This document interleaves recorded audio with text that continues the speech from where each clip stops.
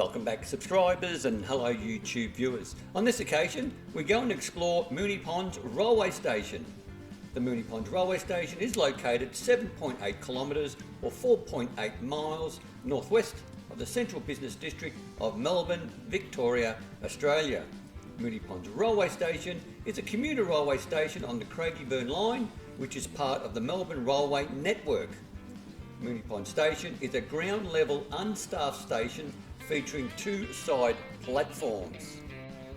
Moonee Ponds Railway Station opened in 1860 as part of the railway line to Essendon, built by the private Melbourne and Essendon Railway Company, but closed due to financial issues in 1864, but reopening in 1871 under government ownership. The brick station building on Platform 1 was completed in 1882. Like the suburb itself, the station is believed to have gotten its name from either the Moonee Ponds Creek, which resembled a chain of ponds in dry weather, and the creek was noted as Moonee, that's spelled M-O-N-E Creek, in 1837 by government surveyor Robert Hoddle during a survey of the area, or, which I give more credibility to, an Indigenous Australian who was attached to the mounted police, a John Moonee, spelt M-O-O-N-E-E as we see it today, which had land near the present-day Moonee Valley Racecourse. With the brick railway station being built in 1882, a signal box was provided in 1889 to control interlock gates at the Puckle Street level crossing. The next change came in 1919 when electric trains took over from steam, following the commissioning of the 1500 volt DC overhead wiring, and in 1969 the gates that were once provided for the level crossing were improved and replaced with boom barriers. On the 4th of May 2010, as part of the 2010-2011 state budget, 83.7 million was allocated to upgrade Moonee Ponds to a premium station, along with 19 others. However, in March 2011, this was scrapped by the Baillieu government. And finally, Moonee Ponds was the home place of one Dame Edna Everage, which was created by Barry Humphries, who was a comedian, actor, author and satirist. And once again, all credits, references and voiceover information will be in the description below, so please enjoy the remaining historical photos and images.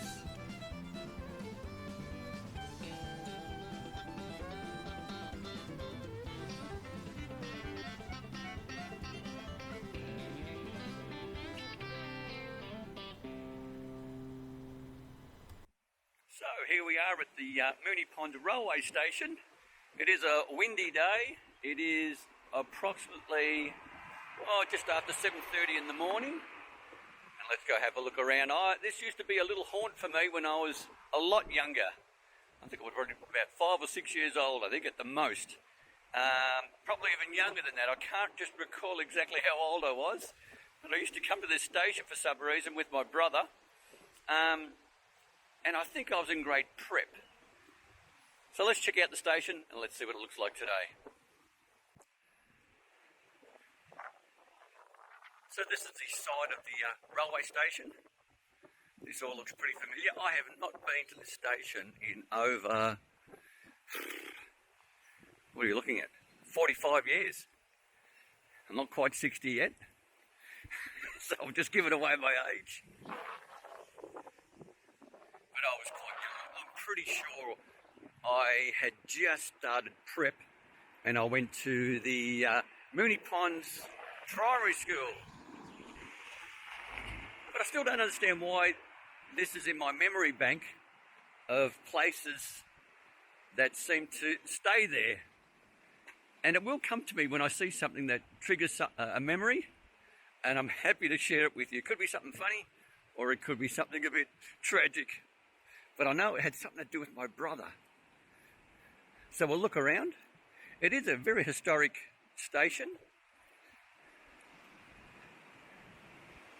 And this intersection looks awfully familiar, but I know on the other side there's a lot more older buildings and historic buildings as well that have been here since the dawn of time.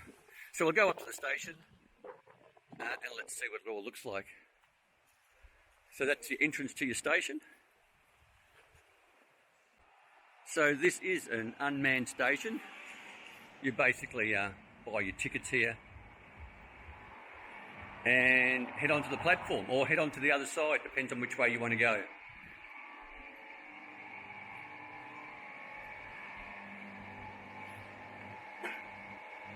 Looks terrific.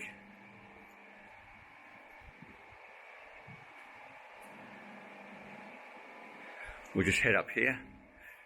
Once again, I'm just curious because a lot of these platforms now and stations lock their toilets so you cannot use them. I'm just curious if that's the case at this station, and it very much appears to be so. But we'll try the door just in case. And no, she's closed. Well, I guess it sort of reduces maintenance costs. This is what the station looks like. Nothing much to look on that side in relation to a station.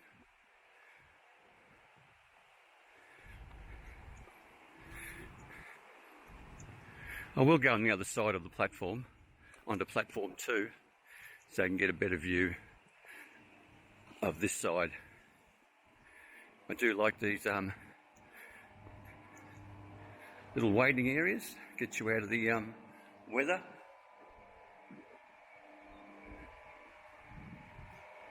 Which is all good.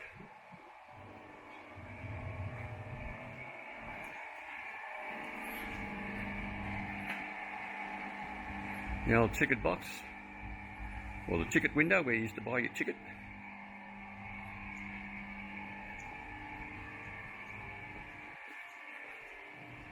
Vending machine. So they've got vending machines and taps, but the toilets aren't open.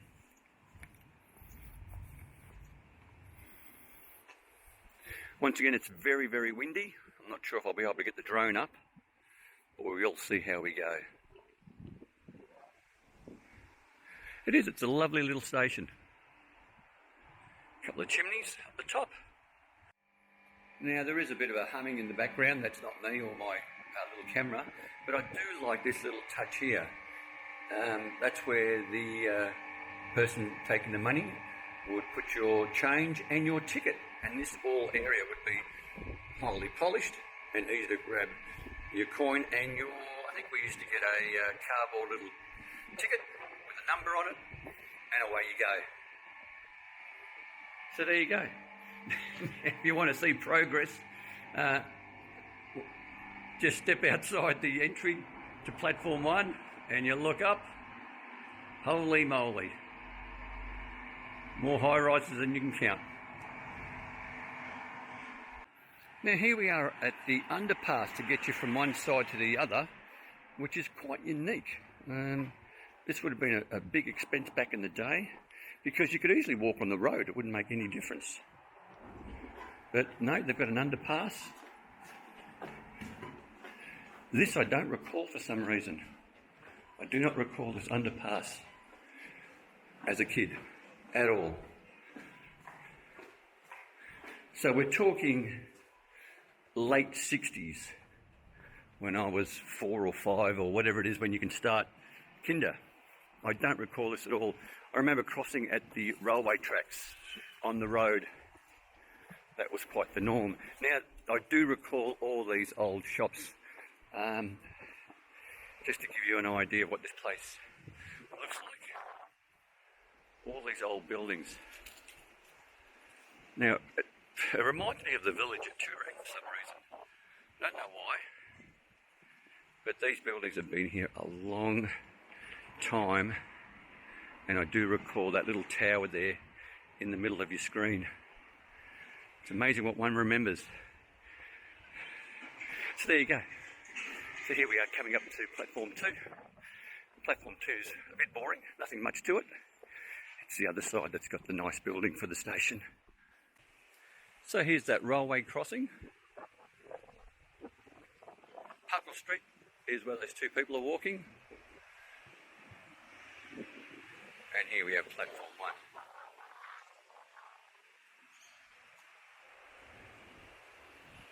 And there's your station. It really is a nice little station. Now what I can also show you is there's also still a lot of advertising being displayed on the station. So they're generating a bit of revenue with the advertising, which is just great. So here's another angle of the railway station, and this is heading towards the city. So here's just one more angle.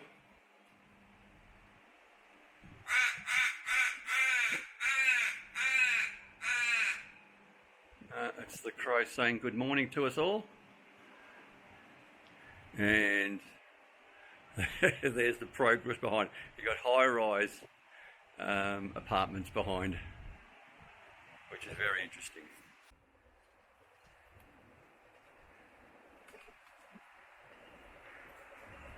So here's another angle of the railway station, and the road that we're standing on is Puckle Street. Now, in some of the earlier photos, you would have seen the tram that suggested it was on Puckle Street. I don't recall ever seeing a tram on Puckle Street. I could be wrong. Maybe at the very start of Puckle Street and Mount Alexander Road, that's what they're referring to, but I don't recall ever a tram being on Puckle Street.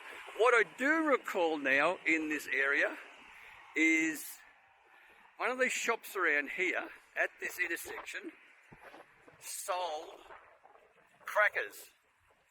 Now, I'm referring it as cracker night, and you get little pitty bangers, Tom Thumbs, all that sort of stuff, and I think that's why we came here. And we'd come here and buy whatever pocket money we might have got. And my brother and I think we used to collect like tin cans and like Fanta and Carrick's bottles to generate a bit of petty cash for ourselves. And we'd come into this area and buy firecrackers. So now I recall why we had to come here, and I do recall, and we got a lot of trouble for it, somehow he hooked me up on one of these boom gates, not at the very tip, so you're up there really high, but quite low. And the station master came out, told my brother off because I was like knee-high to a grasshopper. I would have been no more than 4 or 5 years old. And back in the day, you just roamed the streets. There was no helicopter parents that we had. We'd just get out of the house and see you later, come back when it's the lights go on the street. That's the norm. But yeah, no, he somehow tied me to the boom gate. The boom gate went up, and yeah, the station master came out, really told my brother off, pulled me down. And that's why I have a memory of this place. So it's the firecrackers and being tied to the boom gate by an idiotic brother. So there you go. Now, if you can see that in the distance, there's a iron, I believe, or steel, pedestrian overpass way down there, and even further, which is in that creamy colour, I think that's just a road. But there's the pedestrian overpass that we used to go over as well for some reason. For my own personal memory, I will go visit the old house that we used to live in, and it used to be in a street called Sussex Street. So here's once more just a slightly different angle of the railway station.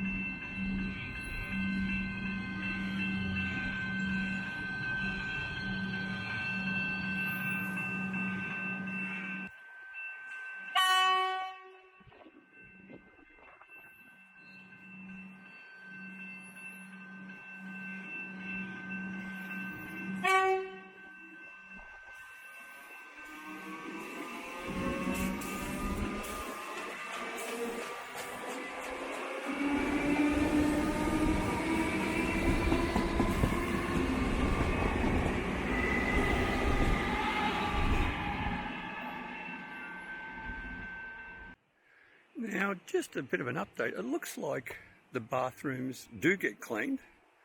There is a contractor that comes through and cleans them.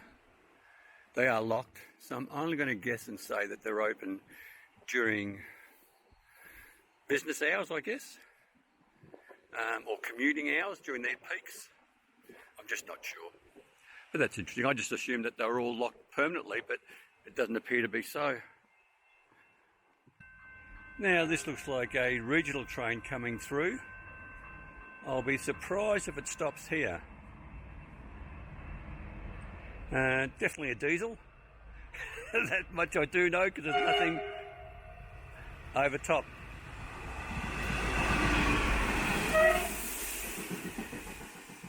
She's not stopping for anyone.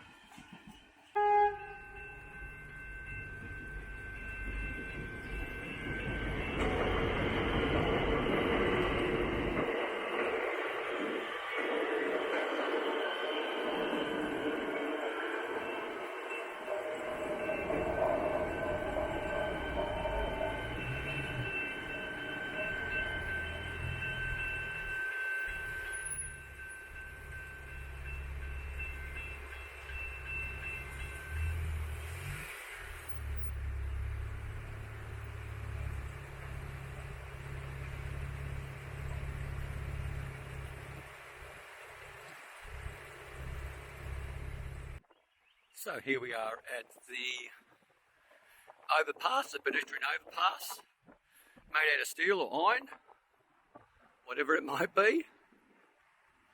And I'll only assume that this was probably built at the same time as the railway station.